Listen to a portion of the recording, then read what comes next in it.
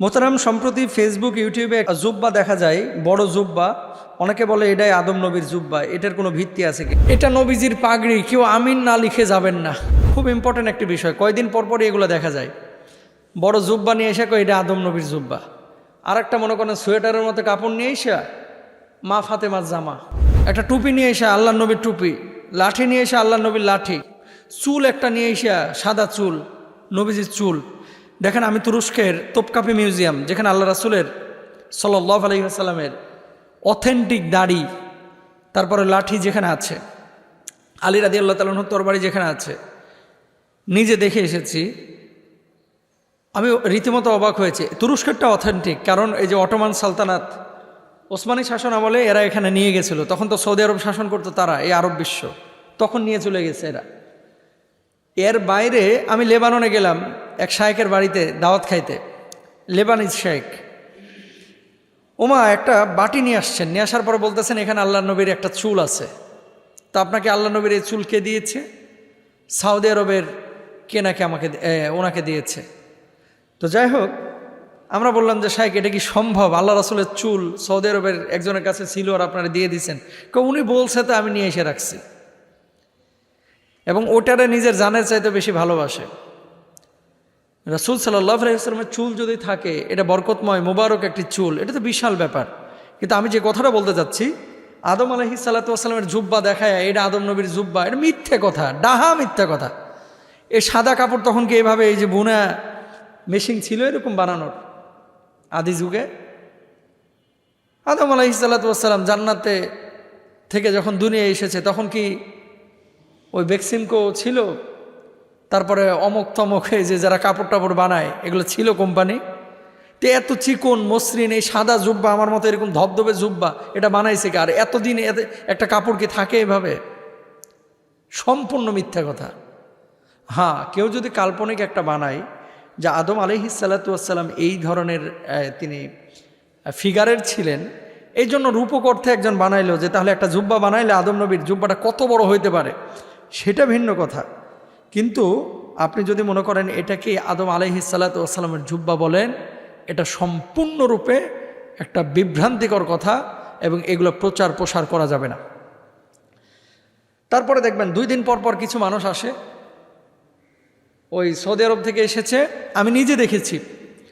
এবং পুলিশে এটা কিন্তু শক্ত হাতে হ্যান্ডেল করে, এখন জেলে নিয়ে চলে যায়।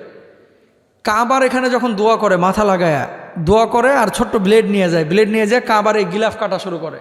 এটাকে বরকতের আশায় ওই কাবার গিলাফ ছিঁড়ে কাটে নিয়ে আসে। আমি নিজে দেখেছি। এবং সৌদি আরবের পুলিশ মাঝে মাঝেই ধরে। বাংলাদেশ থেকেও কিছু লোক করে, পাকিস্তান থেকেও কি করে। তো ওই যে ওপর কাটলে তো বুঝে নেবে, এই জন্য কী করে, নিচ থেকে অল্প একটু কাভারটা কাটে, কাবার গিলাফ। গেলেন উমরা করতে বরকতের জন্য, আর আপনি চুরি করে নিয়ে আসলেন।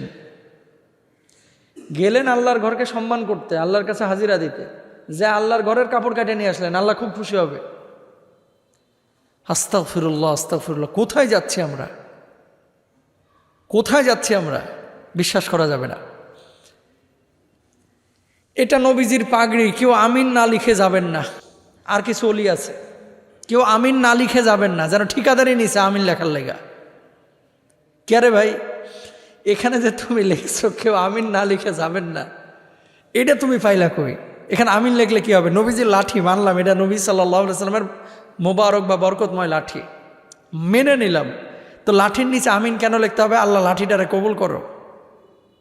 হ্যাঁ, না, আসলে আমাদের আবেগ বেশি, কিন্তু ধর্মীয় জ্ঞান আমাদের নেই, দিনই জ্ঞান আমাদের নাই। এই জন্যই দেখা যায় পীর অলিয়া উলিয়ার মাজারে সিজদা দিতে দিতে কাঁদতে কাঁদতে অস্থির, কিন্তু তাহাজ্জুদের পরে একদিনও কাঁদে না। সিলেটে যায় 2500, 3000, 5000 খরচ করে, কিন্তু পাশের বাড়ির মসজিদে যায় না। চট্টগ্রামে চলে যায় আল্লাহকে পাওয়ার জন্য, জীবন দিয়ে দেবে, ফজরের নামাজ পড়ে না। অসংখ্য লোক আছে এরকম। তো এই যে এই জিনিসগুলো, এটা আদম নবীর জুব্বা, মা ফাতেমার এটা জামা, সবগুলো অথেন্টিক না। কিছু কিছু ক্ষেত্রে ইয়াহুদিদের চক্রান্ত আছে। কেমন? মুসলমানদেরকে এই সমস্ত জিনিসগুলো বুঝায়া ওইদিকে কনভার্ট করতে চায়, যে এটা নিয়ে পূজা করে, এবার এটা নিয়ে এবার ব্যস্ত থাক।